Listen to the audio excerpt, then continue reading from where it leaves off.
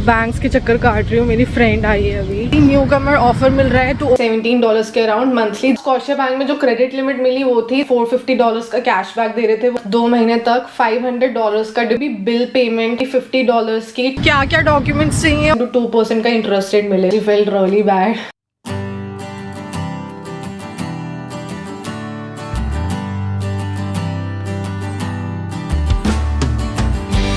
Hi guys, तो अभी बस मैं बैंक्स के चक्कर काट रही हूँ। मेरी फ्रेंड आई है अभी।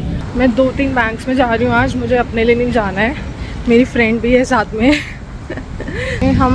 वो अभी आई है, लास्ट वीक ही आई है यहाँ पे कनाडा में, एंड उसको बैंक अकाउंट ओपन करना है अपना।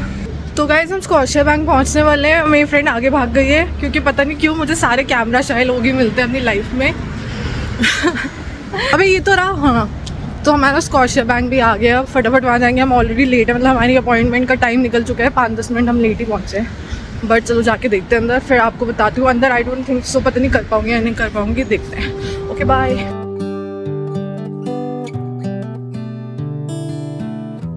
तो हम अभी बस लास्ट बैंक में जा रहे हैं, CIBC बैंक। इससे पहले हम 2 बैंक में जा चुके हैं, स्कॉशिया एंड TD बैंक। तो उसको बैंक अकाउंट ओपन करना है बेसिकली। तो हमने तीनों बैंक्स में आज अपॉइंटमेंट ली थी। जो भी जहाँ पर बेस्ट ऑफर मिलेगा, न्यू इमिग्रेंट्स ऑफर, वहाँ पर हम ओपन कर लेंगे उसके लिए बैंक अकाउंट। तो सारी डिटेल्स मैं आपको थोड़ी देर में बताती हूँ।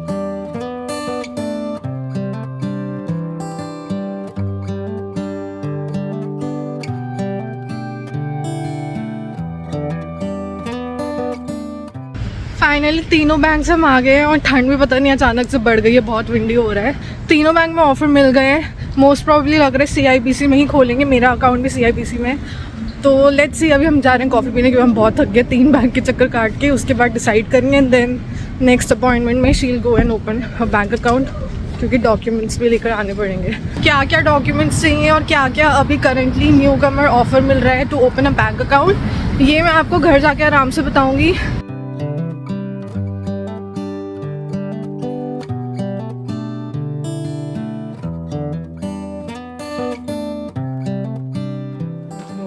Hi guys, welcome back to my channel Sang Stories. I hope you all are doing good. तो गाइज़ मैं अभी वापस आ गई हूँ। तो आपने देखा होगा कि मैं अभी बैंक्स विजिट कर रही थी। मुझे खुद को बैंक अकाउंट ओपन नहीं करना है। मैंने तो लास्ट ईयर जब मैं आई थी यहाँ पर, तो मैंने बैंक अकाउंट CIBC में ओपन कर लिया था। बट मेरी फ्रेंड अभी रिसेंटली आई है from India to Canada as a new immigrant, and you know यहाँ पर बैंक अकाउंट खोलना ना, इट्स अ टास्क। मतलब एक पूरा प्रोसीजर होता है। एंड देन यहाँ पर ना आप बैंक्स विजिट नहीं कर सकते हो विदाउट एन अपॉइंटमेंट। आपको अपॉइंटमेंट लेनी पड़ती है, उसके बाद ही जाकर आप बैंक्स में विजिट कर सकते हो। सो हम लोग आज गए थे 3 बैंक्स में, हमने पहले से अपॉइंटमेंट लेकर रखी थी। तो अगर आप न्यू हो कनाडा में ना, तो आपको यहाँ पर न्यू कमर ऑफर मिलता है हर बैंक में। ऑफर कैन वेरी, मतलब ऑफर अलग अलग मिलेगा हर बैंक में, बट न्यू कमर ऑफर मिलता है जब भी आप बैंक अकाउंट ओपन करने जाते हो।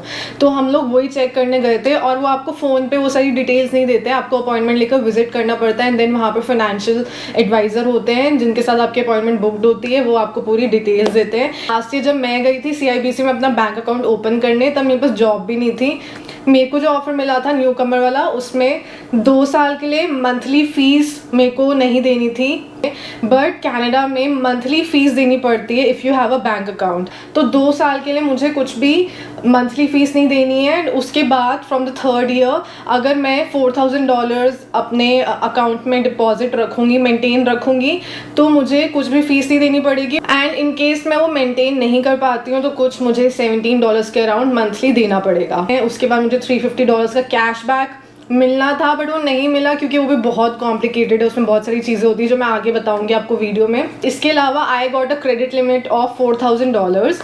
And you no credit limit depend करती है कि आप कब आए हो कनाडा में, आपको कितने साल हो गए हैं, आप जॉब कर रहे हो या नहीं कर रहे हो, और अगर कर रहे हो तो आपकी एनुअल सैलरी पैकेज कितनी है। तो ये सारे फैक्टर्स डिफाइन करते हैं कि आपको क्रेडिट लिमिट एक बैंक कितना देगा। And it again depends on person to person, bank to bank vary करता है। हो सकता है कभी किसी को ज़्यादा मिल जाए, किसी को कम मिल जाए।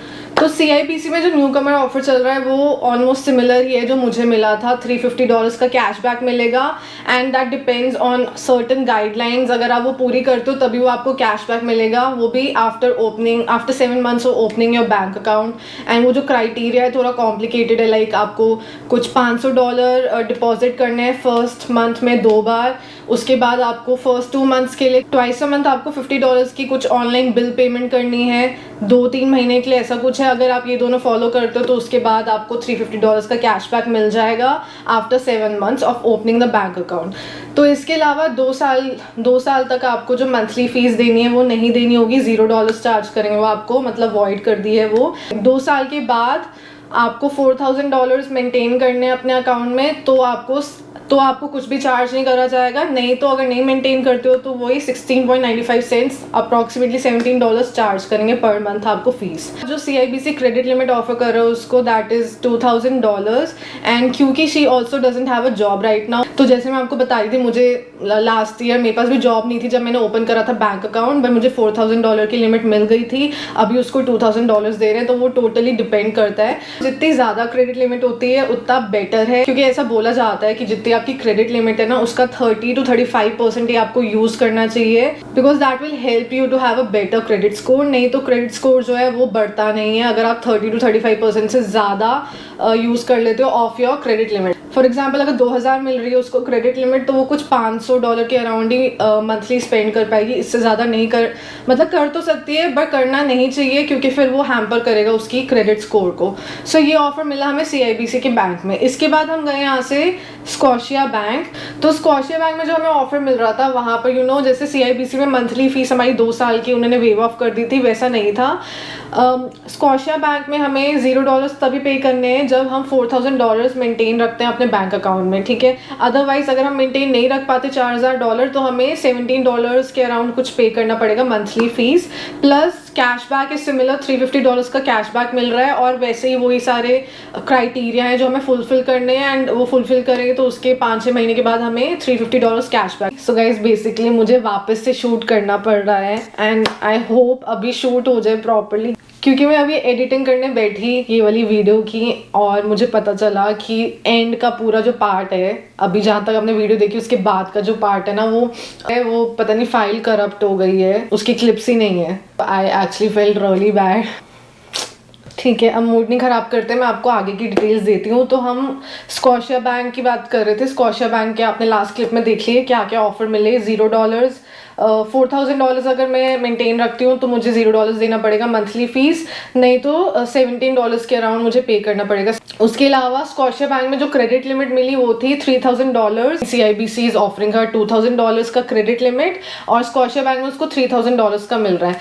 इसके बाद स्कॉशिया बैंक से निकल के हम लोग अपने थर्ड बैंक में गए, which was TD bank. And TD bank में भी ऑलमोस्ट सिमिलर ऑफर हर जगह मिल रहा था। वहाँ पर भी हमें $450 का कैशबैक दे रहे थे वो, डिपेंडिंग ऑन द क्राइटेरिया।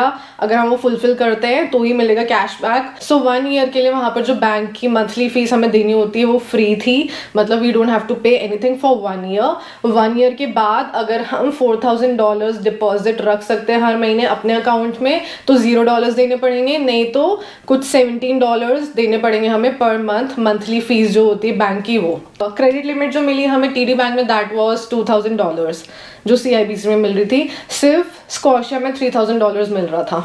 सो इसके अलावा ना कुछ क्वेश्चंस है जो काफ़ी लोगों के दिमाग में होते हैं जब वो नए नए आते हैं कनाडा की बैंक अकाउंट में क्या होता है कैसे होता है, जिसमें से एक क्वेश्चन है कि यार जब मैं बिल्कुल नया नया यहाँ पर आऊँ, मेरे पास जॉब नहीं हो, ठीक है, तो मैं एक बैंक अकाउंट ओपन कर सकता हूँ without a job in Canada या नहीं कर सकता हूँ। So yes, you can get a bank account open जब आपके पास जॉब नहीं भी हो तो भी, एंड आपको कुछ भी डिपॉजिट करके अकाउंट खोलना नहीं पड़ेगा, मतलब 0 डिपॉजिट के साथ एक अकाउंट यहाँ पे खोल सकते हो। एक और डाउट जो काफ़ी लोग सोचते हैं जिसके बारे में मेरे को भी था कि यार मैं क्या इंडिया बैठे बैठे कनाडा में अपना बैंक अकाउंट ओपन कर सकती हूँ, तो मुझे नहीं पता था, बट येस आप अपना बैंक अकाउंट इंडिया बैठे बैठे ओपन कर सकते हो कनाडा में। तो आप CIBC की वेबसाइट में जाके चेक कर सकते हो, वहाँ पर आपको सारी डिटेल्स मिल जाएगी, एंड CIBC का बैंक अकाउंट आप इंडिया बैठे बैठे भी ओपन कर सकते हो। क्योंकि होता है ना कई बार आपको डिपॉजिट करने होते हैं, पैसे लेकर आने हैं, तो आप कैश में तो आप $10,000 ही मैक्सिमम लेकर आ सकते हो।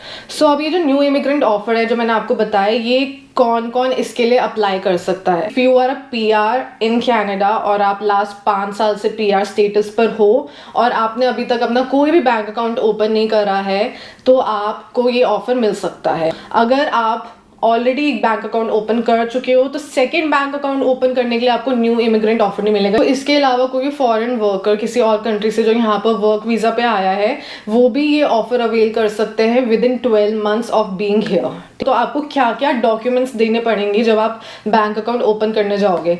तो सबसे पहले तो आपको अपना पासपोर्ट दिखाना पड़ेगा, इसके बाद आपको अपना पीआर कार्ड दिखाना पड़ेगा अगर आप पीआर स्टेटस पे हो। अगर आप वर्क वीजा पर हो तो आपको अपना वर्क परमिट या वर्क वीजा दिखाना पड़ेगा। तो जो क्राइटेरिया है कैशबैक के लिए जो आपको फुलफिल करना है ना, उसमें आपको ट्वाइस अ मंथ 2 महीने तक $500 का डिपॉजिट करना पड़ेगा इन योर बैंक अकाउंट। कोई भी बिल पेमेंट शो करनी पड़ेगी $50 की twice a month for 3 months।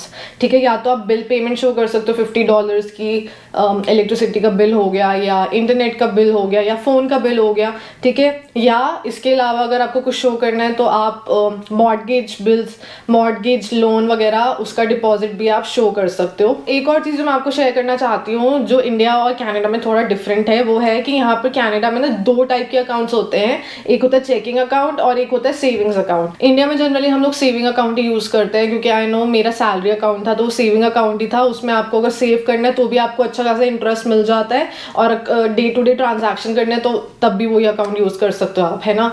But यहाँ पे अगर आपको सेव करना है, ठीक है, और आपको अच्छा इंटरेस्ट रेट चाहिए तो आप सेविंग अकाउंट खोलोगे।